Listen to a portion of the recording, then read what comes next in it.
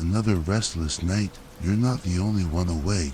Here we are again, in the thick, still space of the dead of night. It's that moment when the world outside has turned off its lights and noises, leaving just us with our own thoughts. Our minds right now are like a placid lake, and each thought is a ripple, spreading, ever spreading. Tonight, I want us to drop a name into that lake together. A name you've probably heard somewhere before, in a documentary about power, in a thick history book, or perhaps during the long night when you accidentally fell down the deep rabbit holes of the internet, where truths and rumors merge into one. Rockefeller. Try to close your eyes and listen to the sound of that name. Rockefellers. It has weight. It doesn't glitter like diamond or sound as luxurious as Rolls-Royce. It carries the weight of rock, the foundations of something immense, ancient, and solid. It's not just the sound of money. Money comes and goes. This name evokes something else, something more permanent. It is the sound of control. It is the sound of giant, perfectly lubricated gears, silently turning behind the world's velvet curtain, an invisible machine that shapes how we live, how we work, and even how we dream. Why is that? Why, after more than a century, after so much turmoil, so many wars and revolutions, does the name of a single family still hold such a strange and haunting power? They were not kings, they were not elected leaders. So who were they, and why can't we, the people of the 21st century, stop whispering about them? Tonight, we are not going to look for evidence to expose or to praise. Our journey is not a dry history lesson. This is a session of looking into a mirror. We will look at the legacy of the Rockefeller family, not to understand them, but to better understand the world we live in, and the fear and thirst for power that lies hidden within each of us. Go ahead and make yourself a cup of tea, or a coffee. Our journey tonight will be a long one, and it begins in darkness.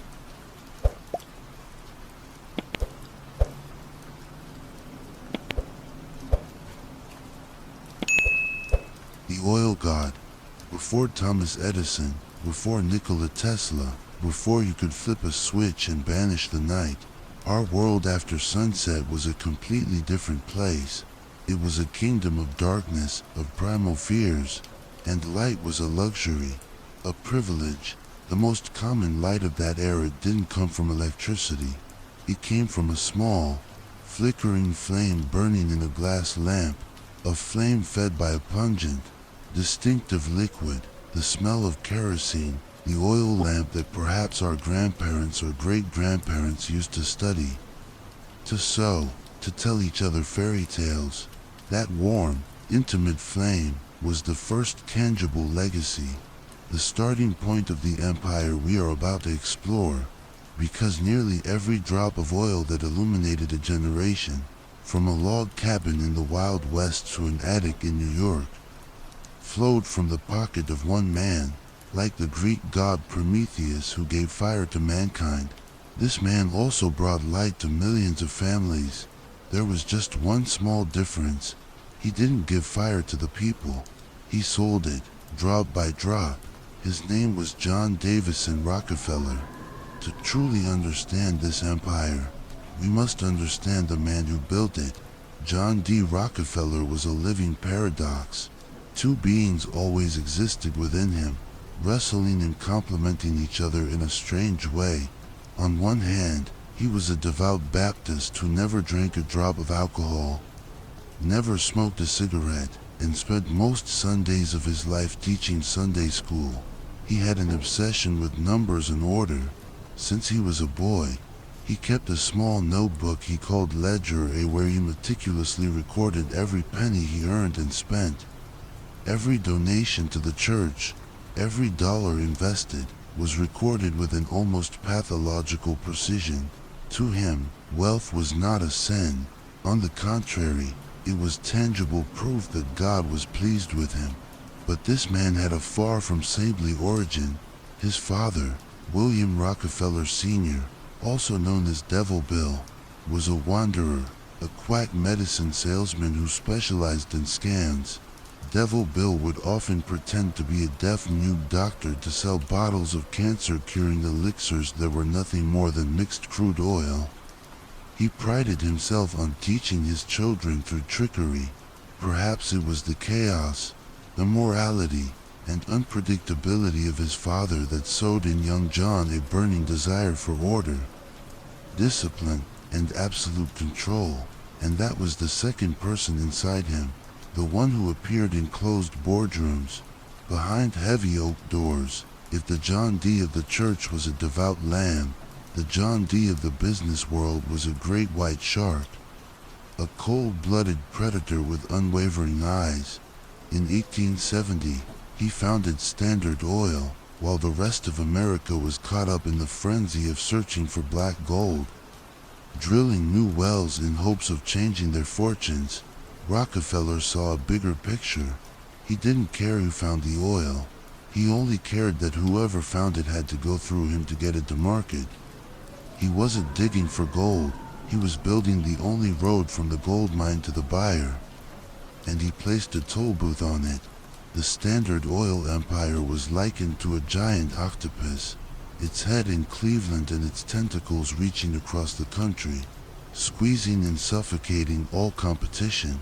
Rockefeller's strategy was a masterpiece of ruthlessness. First, he used his secret weapon, secret deals with the railroad industry. Not only did he get cheaper shipping rates than anyone else, but he also inserted a clause called a drawback, a rebate.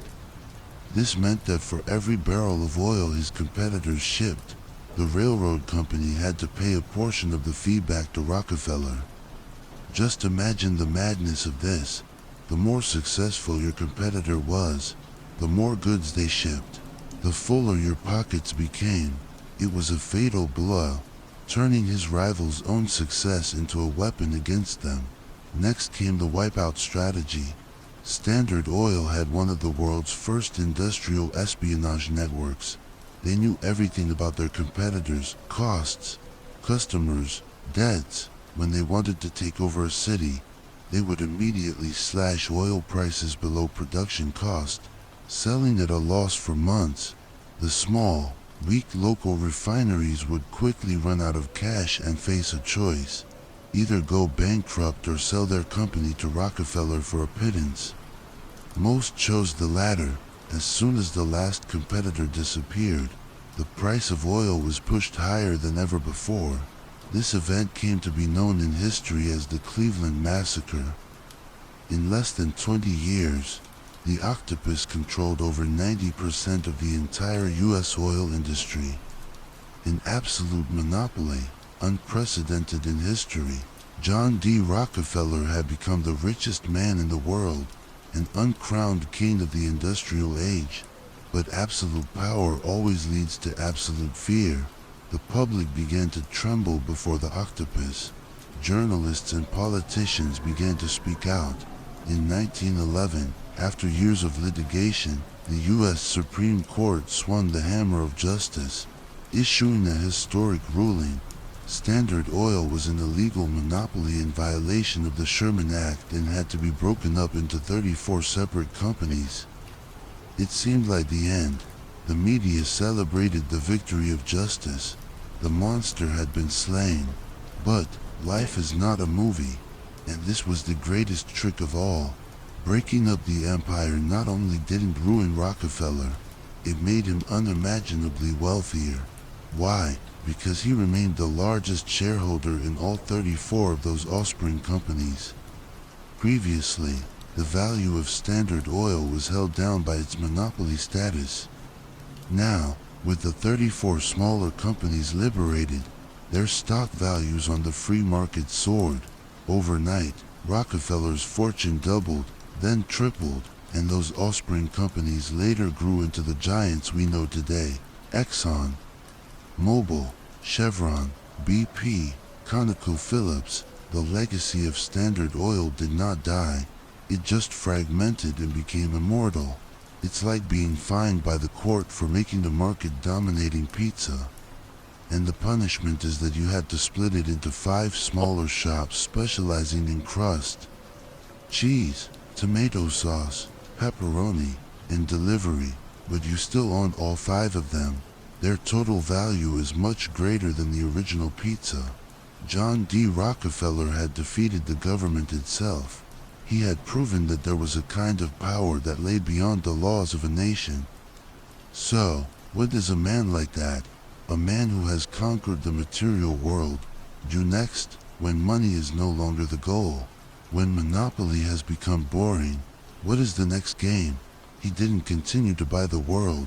He started something more ambitious. He started to redesign it. In the next part, we will see how the Rockefeller family didn't just give away money for charity, but used it to build the very institutions that shape how we live, how we are healed, and how we think.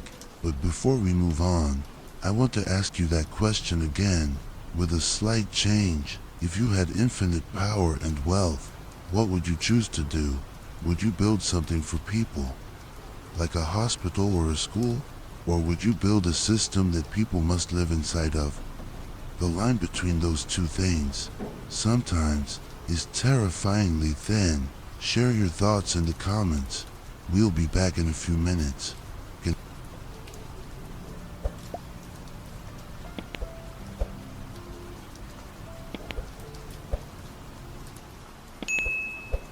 The architects of the present.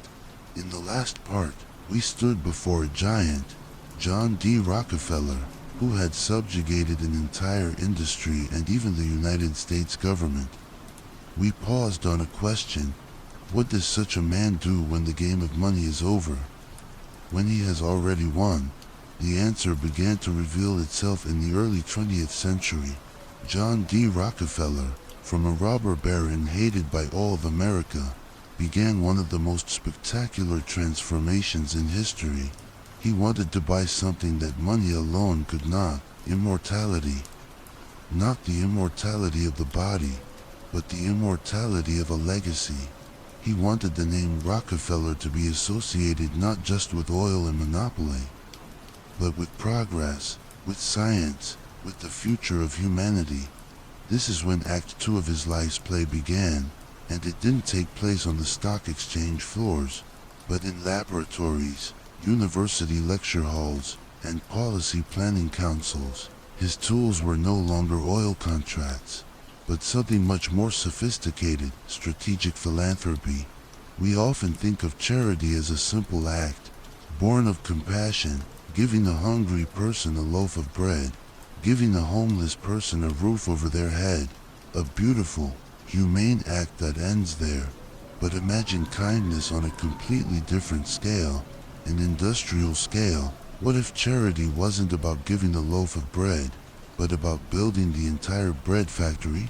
And not just that, you also rewrite the bread recipe for the whole world, funding studies to prove that your recipe is superior. You shape the tastes of an entire generation, decide which type of wheat gets planted, and most importantly, you create a system where, for the next 100 years, almost everyone will eat bread made your way. That is no longer simple charity. That is social engineering.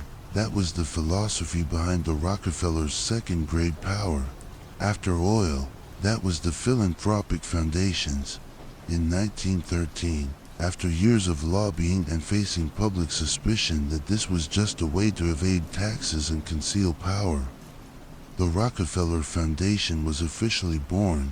Its public mission was to promote the well-being of mankind throughout the world, a goal that could not be nobler. John D.'s close advisor, Frederick T. Gates, a Baptist minister, once famously said of their vision, "We shall build new social machinery. Not repair, but build new." And they began to build. The names you are about to hear are like bright stars in the firmament of global knowledge and politics. The University of Chicago, which Rockefeller considered his brainchild, transforming it into a center of neoliberal economic thought. The Rockefeller Institute for Medical Research, the precursor to today's Rockefeller University.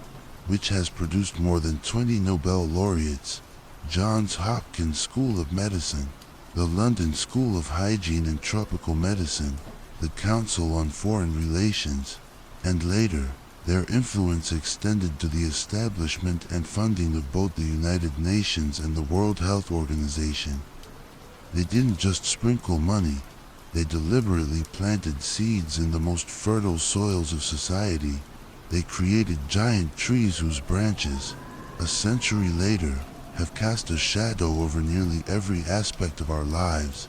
To better understand this method, let's look at a specific case, one of the most far-reaching reforms they ever undertook, the reshaping of the entire field of modern medicine. In the early 20th century, medicine in America was a chaotic and free-for-all field. There were hundreds of medical schools across the country, teaching a wide variety of schools of thought, from mainstream medicine based on surgery and chemicals, to alternative therapies like homeopathy, herbalism, osteopathy, and eclectic medicine, which were very popular. Anyone could open a medical school. This created a competitive, diverse environment, but also one rife with quacks and unverified treatments, an environment reminiscent of John Dee's own father, Devil Bill, and his snake oil potions. The public craved reform, a standardization to protect them, and the Rockefellers, with their huge investments in Germany's fledgling chemical and pharmaceutical industry through the IG Farben Corporation, also saw an opportunity. A fragmented medical market with too many competing therapies was not an ideal environment to grow a pharmaceutical industry based on patentable synthetic drugs. And then, the Flexner Report appeared in 1910, commissioned by the Carnegie Foundation but promoted and funded for implementation by Rockefeller. This report was an atomic bomb dropped on American healthcare. Its author, Abraham Flexner, was, interestingly, not a doctor. He was an educator. He toured all 155 medical schools in the US and Canada and produced a scathing report, calling most of them a disgrace and nothing more than commercial enterprises. Flexner's report proposed a single, standard model for medical education. Medical schools must be affiliated with a major university, have state-of-the-art laboratories, focus on evidence-based scientific research, and have extremely strict admission requirements. This model required enormous capital investment. Immediately, states across the country began to enact Flexner's recommendations into law. The result was a purge. Within a few years, nearly half of all medical schools in America were closed.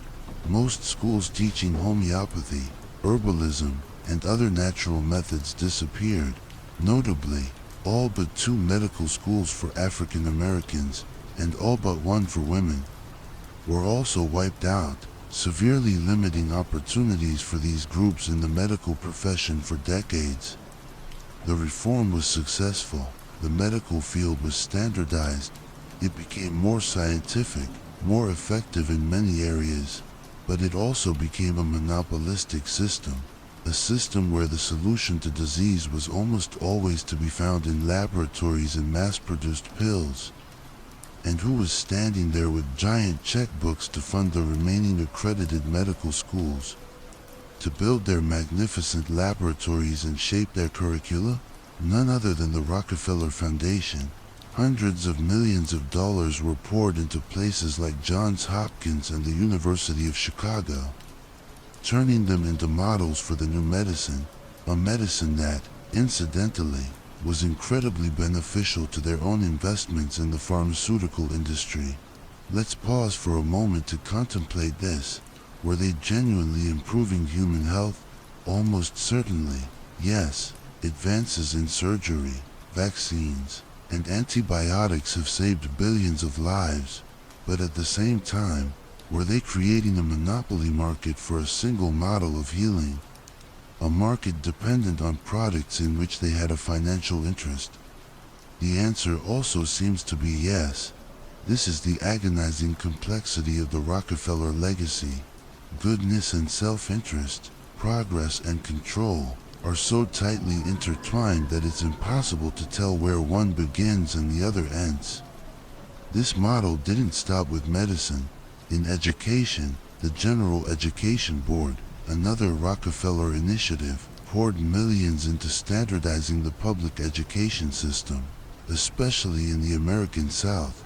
Again, the public goal was to eradicate illiteracy and improve lives, but critics argue that the curriculum they promoted focused on creating obedient and efficient workers for the factories and farms of the industrial age, rather than citizens with critical thinking skills. They went even further, funding the birth of the social sciences at universities. They poured money into departments of sociology, psychology, and political science.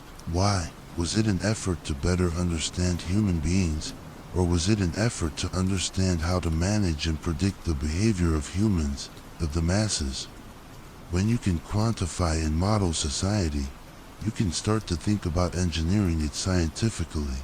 So, we return to the question at the beginning of this part. When kindness is executed on such a grand scale, when it can shape how a child learns, how a patient is treated, how an entire scientific discipline is born, is it still kindness, or has it become another form of power? A form of social engineering that doesn't go through elections, an invisible matrix built on the best of intentions. The line between helping the world and owning the world is, perhaps, just a faint blur in the minds of those who hold power. What do you think about this? Is the philanthropy of the super-rich ever truly selfless, or is there always a strategic purpose behind it? Is it a gift, or is it an investment? Leave your thoughts in the comments. Shaping the minds of an entire generation is scary enough, but that's still indirect power. There is a kind of power that is more direct, more tangible, yet more carefully concealed in quiet rooms. In part 3, we won't be talking about billion-dollar gifts. We'll be talking about the seats at closed-door meetings, where the fates of nations are placed on the table, where presidents don't come to give orders, but perhaps to listen, to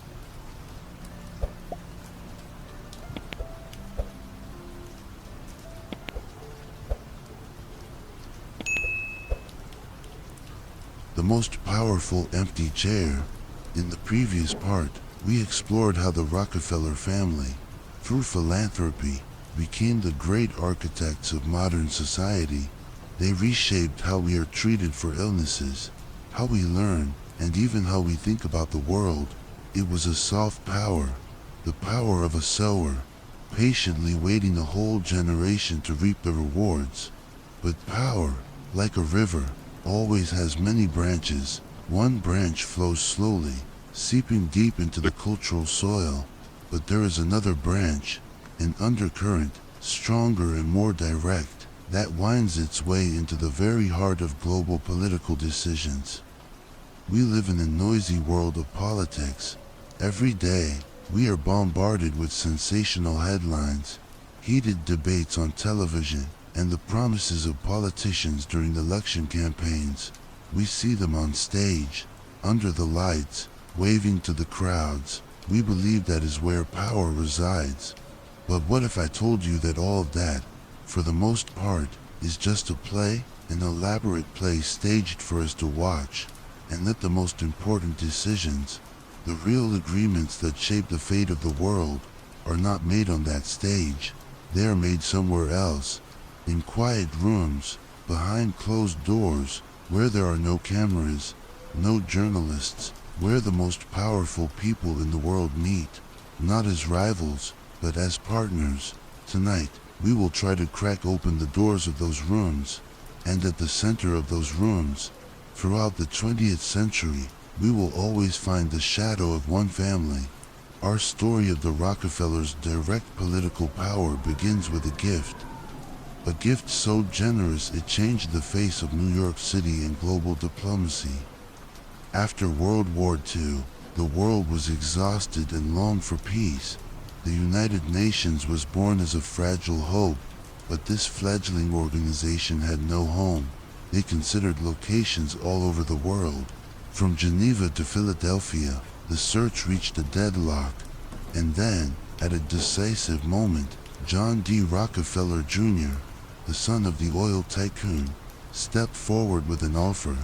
He spent $8.5 million to buy a large tract of land on the East River in Manhattan, an area that at the time was still slaughterhouses and old warehouses. And he donated it to the United Nations, a noble act for world peace. Surely, but let's look a little deeper.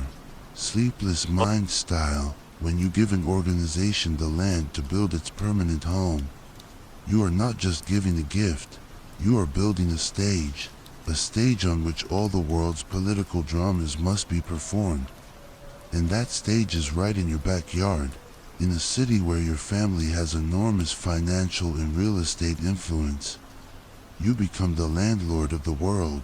Every king, every prime minister, every dictator who comes to the United Nations is, essentially, a guest on Rockefeller land.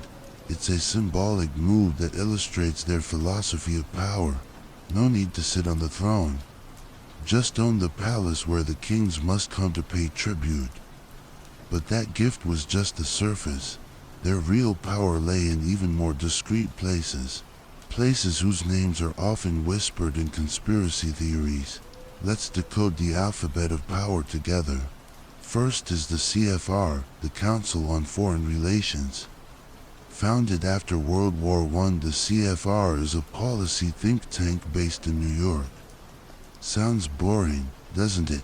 But this is considered the most influential club in America. Its members are leading figures in finance, industry, media, intelligence, and academia. Their journal, Foreign Affairs, is seen as the Bible that shapes U.S. foreign policy debates. The Rockefellers, especially David Rockefeller, were not just major funders. He was the chairman of the CFR for many years. Most secretaries of state, CIA directors, and key figures in the U.S. government for the past 70 years were members of the CFR before taking office. There's a joke that goes, when you want to know what America's next foreign policy is, don't read the newspapers, read the latest issue of Foreign Affairs. The CFR doesn't write laws, but it creates the intellectual environment from which laws and policies are born. If the CFR is the policy planning brain, then the Bilderberg Group is like a secret meeting of the gods on Mount Olympus. Established in 1954, it is an annual, invitation-only conference. About 120 to 150 of the most powerful figures from Europe and North America, including royalty, prime ministers and presidents, CEOs of the largest corporations like Google and Microsoft, banking tycoons, intelligence chiefs, meet at a heavily guarded luxury hotel for 3 days. There is no public agenda, no press. All discussions follow the Chatham House rule, meaning participants can use the information they hear, but cannot reveal the identity of the speaker. David Rockefeller was a founding member and a regular attendee throughout his life, a key figure in the steering committee that decides who gets invited. The purpose of Bilderberg is not to make decisions, but to create consensus, so that the most powerful people in the world can talk frankly, unbound by their official roles, and agree on a common direction for global issues. Bill Clinton attended in 1991, a year before he became president. Tony Blair did too. A coincidence? Perhaps. And finally, there is the Trilateral Commission. In the early 70s, David Rockefeller felt that Bilderberg was too focused on Europe. The world was changing. He, along with Zbigniew Brzezinski, a famous political strategist, founded the Trilateral Commission in 1973 to connect the 3 major economic power centers of the world, North America, Western Europe, and Japan. Its goal was to foster closer cooperation between these regions, but critics saw it as an attempt to create an informal world government, run by the financial and corporate elite, to manage the world economy for their own benefit. A wave of opposition arose when Jimmy Carter, a member of the commission, was elected president and appointed dozens of other members to key positions in his cabinet. CFR, Bilderberg, Trilateral Commission. These are not shadowy conspiracy organizations from a novel. They are real organizations, with real members, and with an undeniable influence. And at the center of all three, we see the Rockefeller name. They don't need to run for office. Why would you, when you can create an environment, a club, where the people who will run for office come to learn, network, and absorb the ideas you believe are right? It's like owning a restaurant where all the mafia bosses come to dine. You don't need to be a Don. You just need to be the person all the Dons had to come and see. Perhaps nothing summarizes this philosophy better than the words of David Rockefeller himself. In his 2002 memoir, he wrote a famous passage responding to accusations of a global conspiracy. He wrote, "Some even believe we are part of a secret cabal working against the best interests of the United States, characterizing my family and me as internationalists and of conspiring with others around the world to build a more integrated global political and economic structure, one world. If you will, if that's the charge, I stand guilty, and I am proud of it." Read that sentence again. If that's the charge, I stand guilty, and I am proud of it. This is not the confession of a conspirator caught in the act. This is the declaration of a man who believes his vision of a world managed by elites, a world tightly interconnected economically and politically, is the only right path for humanity. He doesn't hide it. He's proud of it. The power we are talking about here is not the power of a king giving orders to his subjects. It is more subtle. It is the power of the architect who designs the playground. It is the power of the teacher who shapes the minds of the brightest students. And it is the power of the host who opens the quietest rooms in the world, where history is written, not with loud laws, but with silent nods. Political power is tangible, at least to some extent. But what happens when an empire, after having built the stage, written the script, and trained the cast, decides that the best way to maintain control is to slowly retreat into the shadows and disappear from sight? If you could join one of these three organizations, CFR, Bilderberg, or the Trilateral Commission, which would you choose and why? And what would be your first whisper at the meeting table? In Part 4, we will explore one of the most fascinating and mysterious chapters of this story. Why the world's most powerful family is the one we hear about the least in this day and age. What does their silence mean?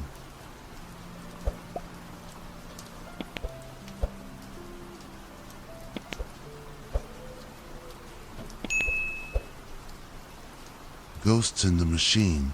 In the previous parts, we walked through the tangible halls of power. We saw an empire built on oil, then restructured into an empire of ideas, shaping global health, education, and politics. The power of the Rockefellers, at its peak in the 20th century, was undeniable. They appeared in newspapers, they shook hands with presidents, they spoke at major forums, and then silence fell. Let's try a little thought experiment right now.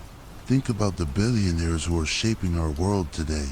Elon Musk, with tweets that shake the stock market and rockets that fly to Mars. Jeff Bezos, with his Amazon empire creeping into every corner of our lives. Mark Zuckerberg, who holds the digital diary of an entire generation. We see them every day. They are the rock stars of capitalism, always in the spotlight. Now, try to remember the last time you saw a member of the Rockefeller family on the front page of a major newspaper. The last time you heard them speak on a pressing world issue. They seem to have vanished. The name that was once the very definition of wealth and power now sounds like a name carved on an old building, a relic of the past. In our noisy world, silence is a luxury, but for some, silence is not a luxury. It is a weapon, it is a strategy, and this is where our story gets really strange. Did the Rockefeller empire collapse, or did it simply learn the ultimate lesson of power? The best way to control a system is to make everyone forget that you are the one who built it. In March 2017, David Rockefeller, the last surviving grandchild of John D. Rockefeller Sr., passed away at the age of 101. He was a giant of the 20th century, a banker, a philanthropist, and the global face of the family for decades. His death was seen as the end of an era. Major newspapers wrote formal obituaries, calling him a brilliant philanthropist, but also implying that a chapter of history had closed. The Rockefeller dynasty, in the words of the media, was over. But is that the truth, or was it just the final part of a deliberate, decades-long withdrawal plan? Think of power as two forms of matter. The first is hot power. It is tangible, brilliant, and requires constant energy to maintain, like the power of an emperor or a tech CEO. It depends on the individual, on charisma, on daily decisions. It needs public attention to survive. But there is a second form, cold power. It is invisible, diffuse, and self-perpetuating. It doesn't reside in an individual, but in the very structure of the system. It is the rules, the institutions, the currents of thought that were established long ago. It doesn't need attention. On the contrary, it thrives best in silence. The legacy of the Rockefellers has completed a masterful transformation from hot power to cold power. Their fortune didn't disappear.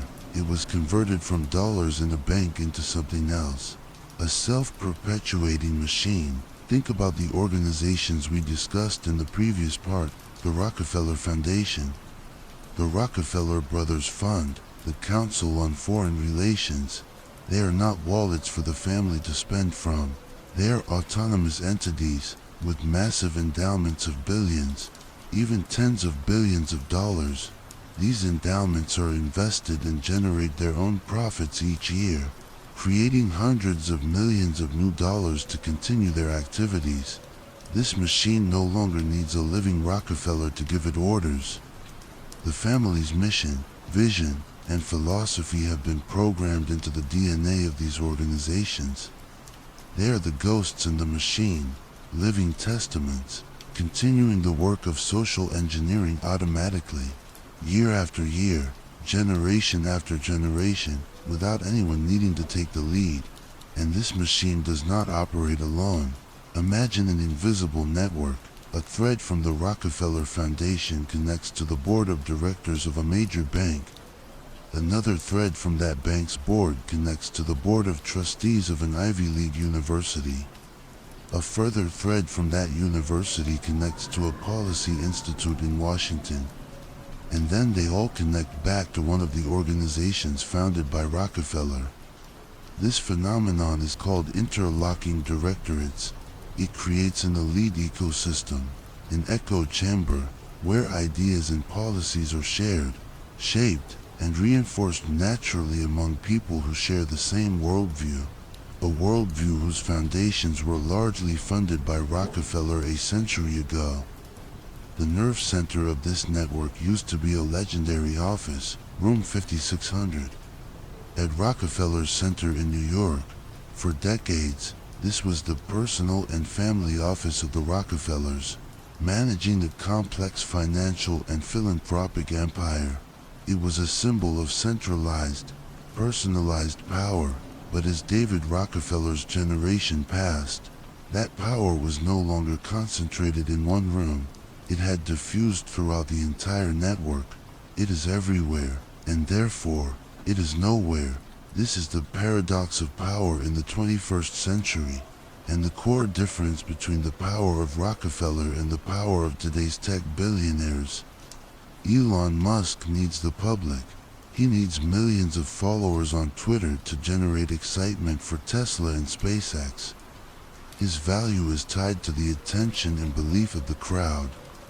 He is a performer of power. The Rockefellers don't need that. Their influence comes not from today's stock price, but from the fact that they funded the school where the world's leading economists were trained, who would later write the rules that shape stock prices. They don't need to tweet about foreign policy, because they created the forums where future secretaries of state come to discuss it. It's the difference between being the lead actor on stage and owning the theater, having written the play, and sitting quietly in the back row watching. Who has more real power? The retreat of the Rockefellers from the public spotlight, therefore, may not be a sign of weakness. It may be the sign of ultimate victory. When you have finished building the machine, the best thing you can do is step back and let it run itself. Your interference at this point might just mess things up. Their silence becomes an invisibility cloak. They merge into the very system they created, becoming indistinguishable from it. But that very silence, that invisibility, creates something else, a void, a blind spot in our perception. Nature abhors a vacuum, and so does the human psyche. When a power so great chooses to become invisible, we don't accept its absence. We don't believe that no one is behind the wheel, and we start to fill in the blanks ourselves. We start to imagine, we start to whisper, and in the void left by the Rockefellers' silence, conspiracy theories have sprouted and thrived.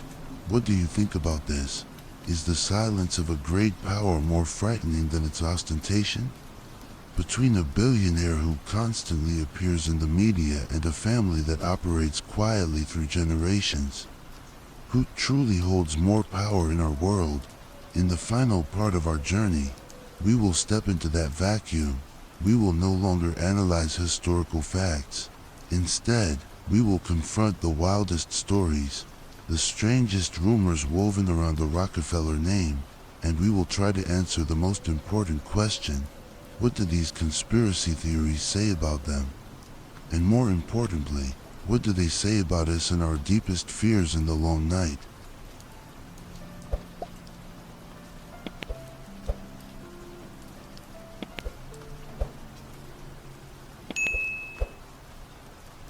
The Whisper of Rockefeller. In the last part, we talked about the enormous vacuum that the silence of the Rockefeller family left in our collective consciousness. A power so great cannot simply vanish into thin air. It must have gone somewhere. Tonight, we step into that vacuum.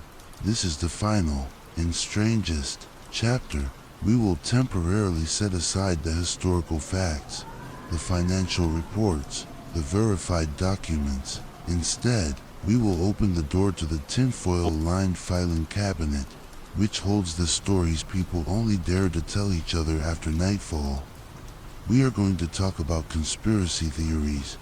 But, wait, before you rush to dismiss or believe, let's treat this as an expedition into our collective mind. We are not going to look for proof to confirm or deny them.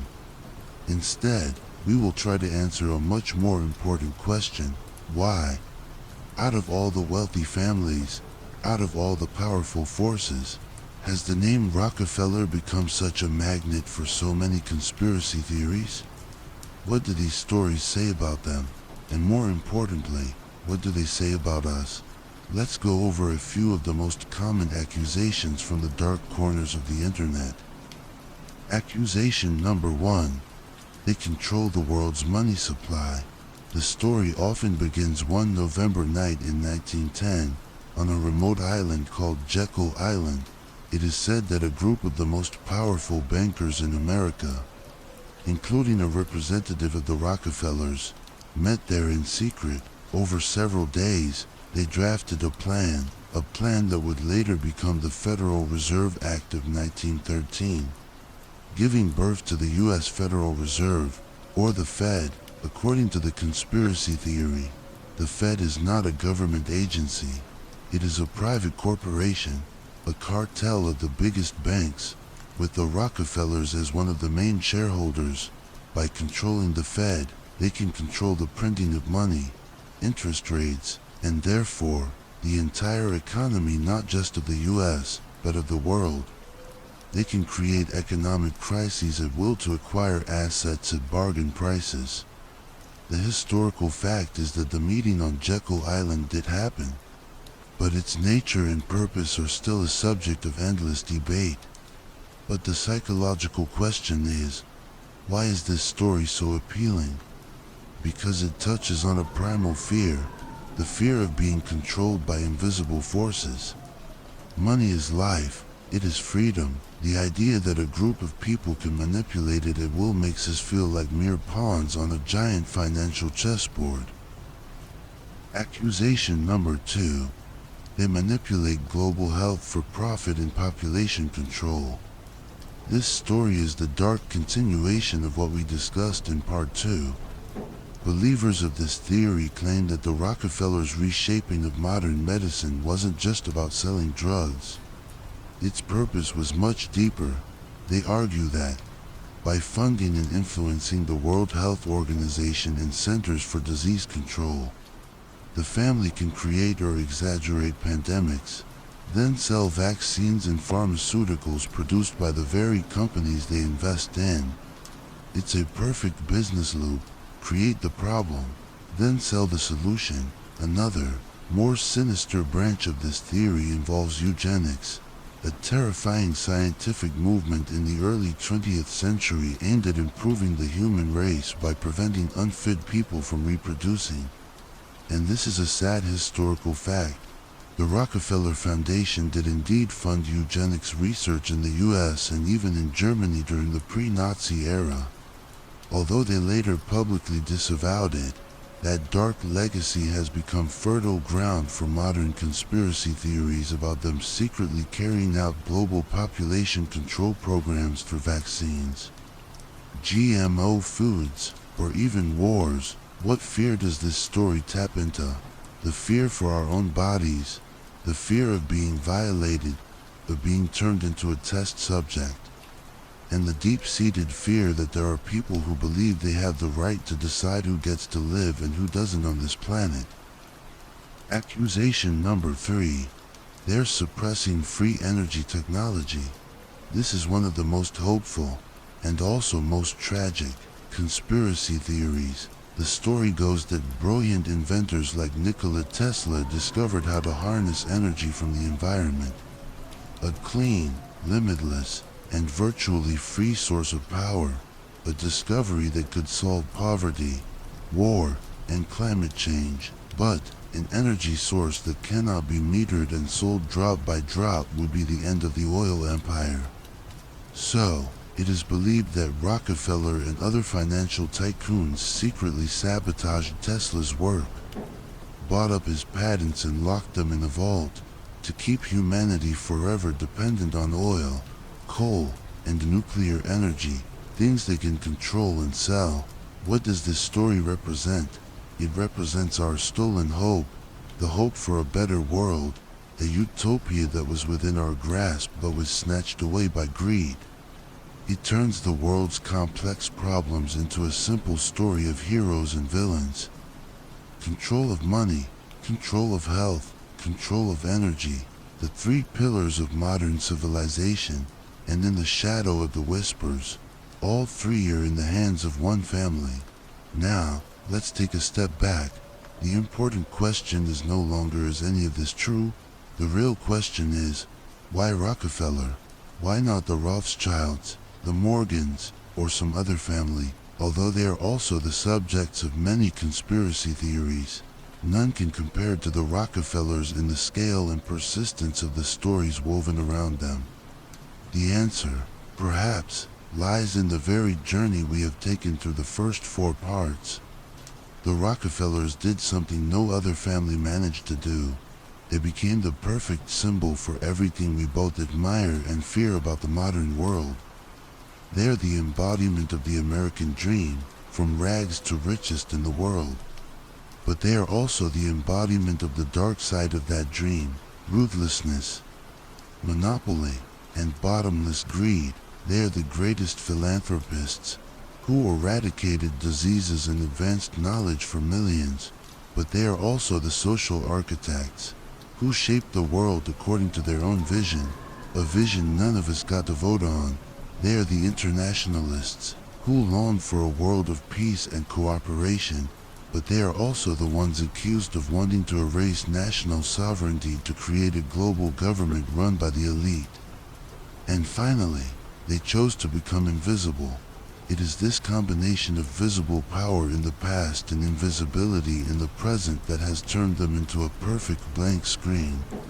An ideal final boss onto which we can project all our fears and anxieties. This world is too complex. Economies collapse, pandemics erupt, wars break out, the climate changes. Faced with these enormous and seemingly random problems, the human mind feels helpless, and in that helplessness, a conspiracy theory, however frightening, offers a strange comfort. It offers an explanation. It brings order to the chaos. Instead of believing the world is an uncontrollable mess, believing that someone, some group, is secretly pulling the strings is easier to accept. It provides a clear enemy. Instead of fighting complex and invisible systems like capitalism or climate change, having a flesh and blood villain to blame is much simpler, and it gives the believer a special feeling. They are no longer a passive victim of the world. They are the awakened ones, the ones who have seen the truth behind the matrix. Ultimately, the story of the Rockefeller conspiracy is perhaps not so much about them. It says a lot about us, about our fear of a world changing too fast, about our loss of faith in institutions, and about the deep human desire to find a simple story, a hidden order, some meaning in the chaos of life. We have reached the end of our journey tonight, from a flickering oil lamp to closed boardrooms, and finally, to the whispers in the shadows of the mind. So after all this, what do you think? Do these whispers make us more awake, or do they just make us sink deeper into our own fears? Are they a tool to decipher the world, or just a warm blanket for us to hide from its complex truth? Leave your final thoughts in the comments. Perhaps the true legacy of the Rockefellers is not the skyscrapers, not the billion-dollar foundations, and not the global conspiracies. Perhaps their greatest and most frightening legacy is a story so powerful that no one dares to say it out loud. But deep down, everyone feels they know it. Thank you for staying awake with Sleepless Mind. Now, take a deep breath. May you have a peaceful sleep, with dreams of empires that never slumber.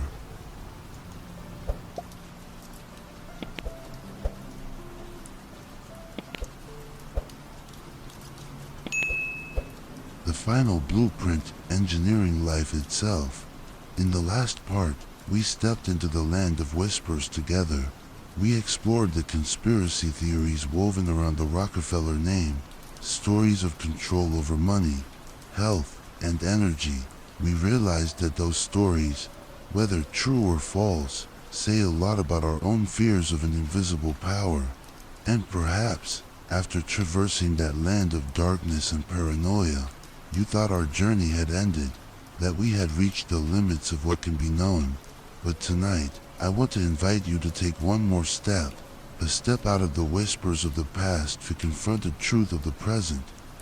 A truth that is perhaps more unsettling than any conspiracy theory.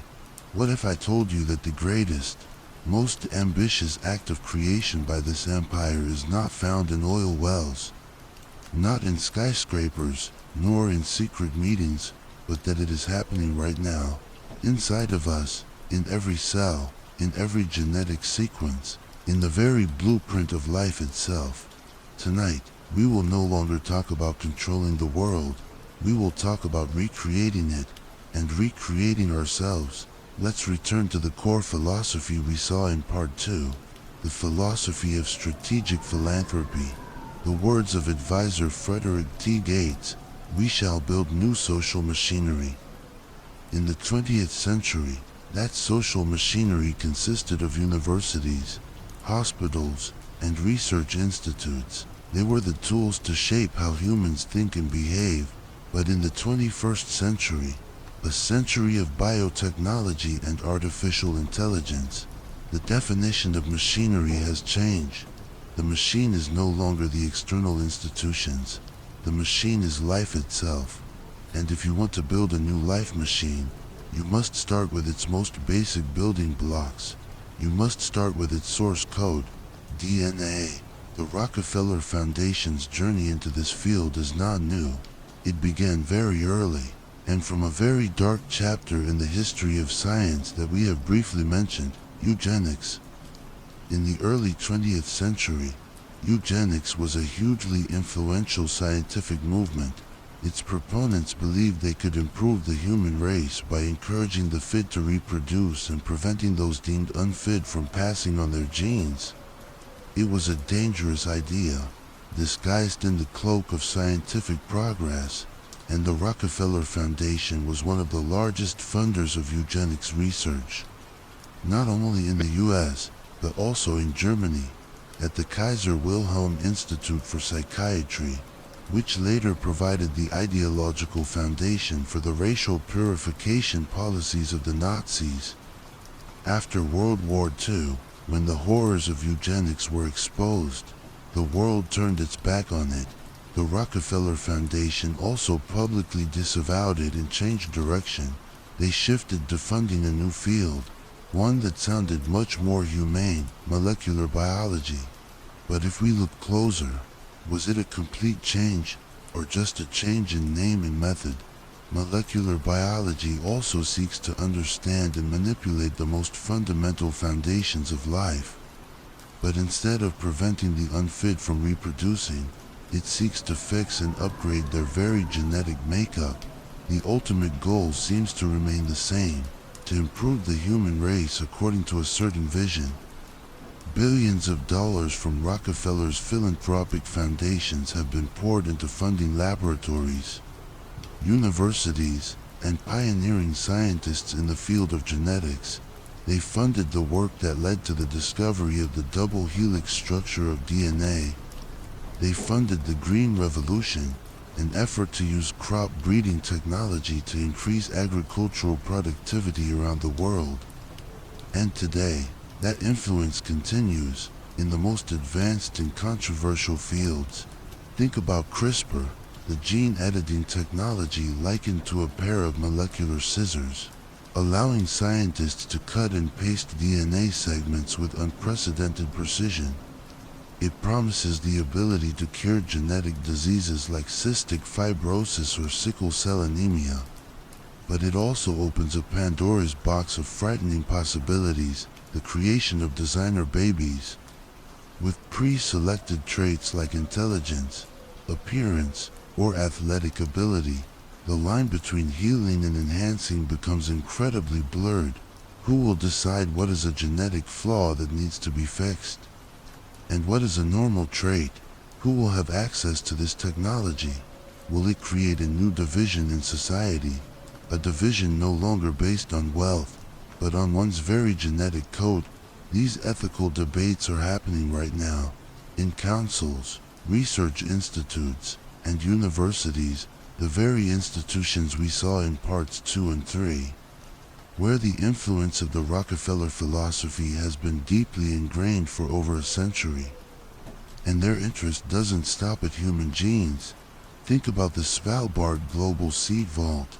Located deep inside an ice mountain in Norway, it is a modern-day Noah's Ark, storing millions of seed samples from all over the world. Its public purpose is to protect the biodiversity of crops against disasters like nuclear war or climate change. A very noble purpose, and who are the main funders behind it? The Norwegian government and the Rockefeller Foundation, along with giant agricultural and biotech corporations. They are protecting humanity's agricultural heritage, but at the same time, they are also holding the keys to the global food chain. The power to decide which crop varieties will be planted, which will disappear after a global catastrophe, lies somewhere in that cold, icy vault.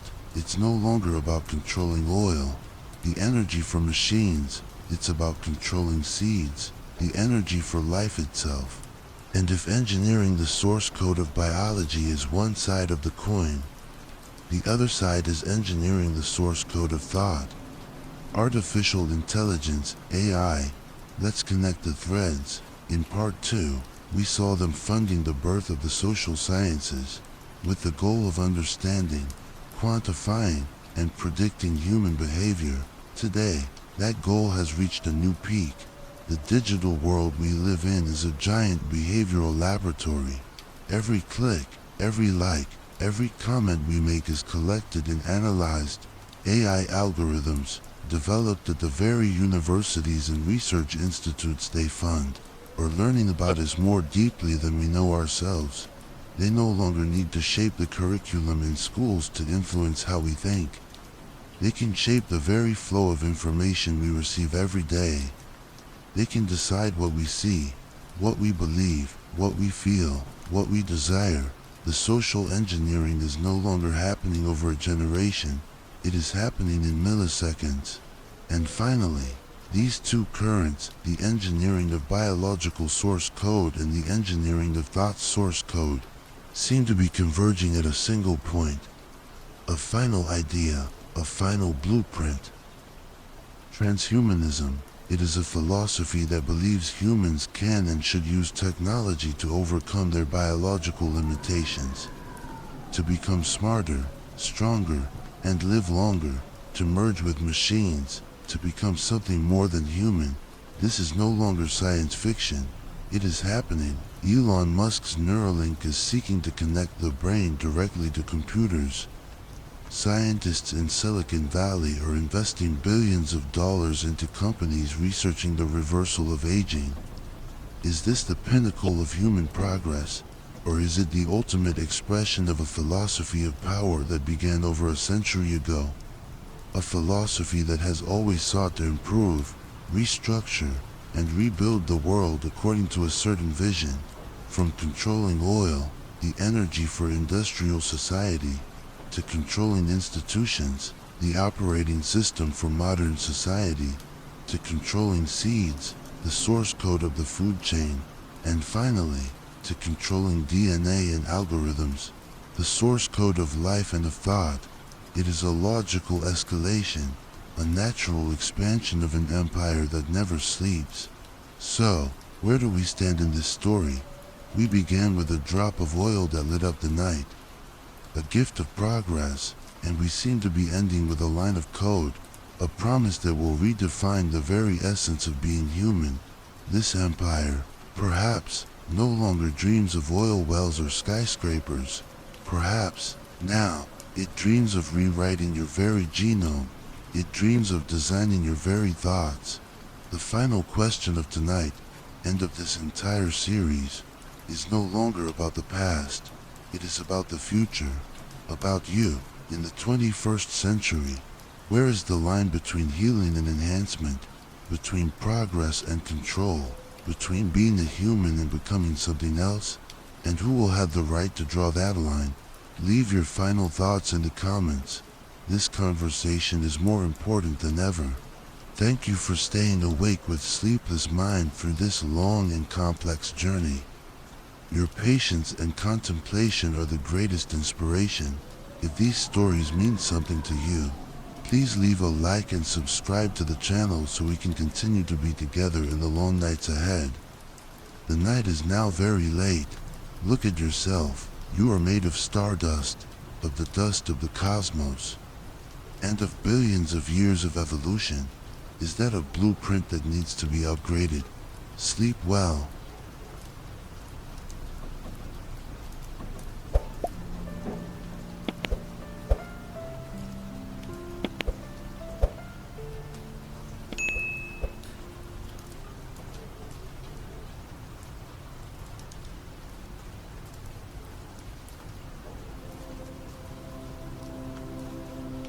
Made it all the way here, thank you. You've stayed with me through every shadow, every whisper, every unraveling thread, but now it's time to let go.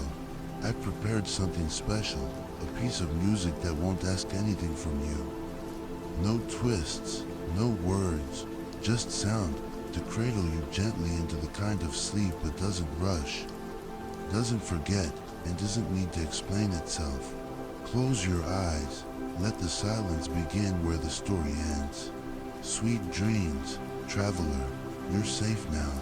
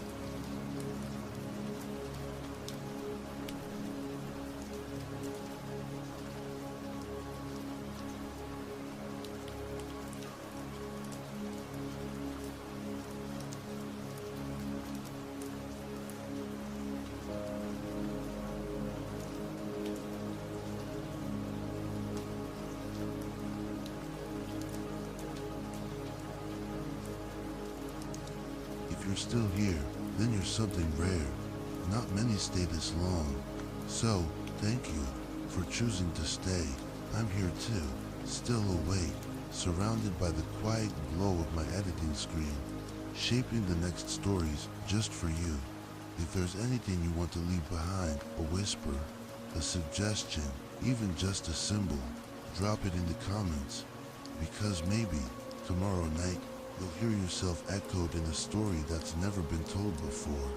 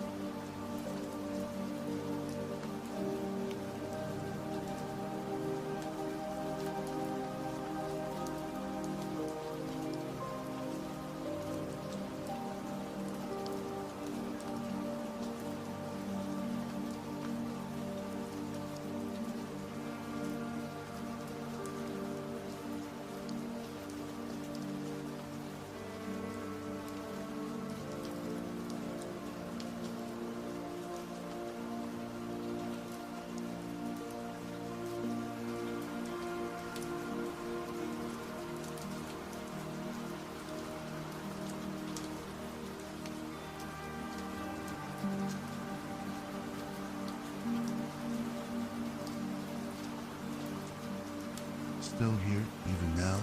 I have a feeling part of you is still wandering somewhere between wakefulness and dreaming. I know that feeling well because I'm still awake with you. In a quiet room, I'm gently laying out layers of sound, each breath, each beat, preparing the next journey we'll take together. If you're still listening, leave me a sign. Let me know how you're feeling or just where you are in this vast world.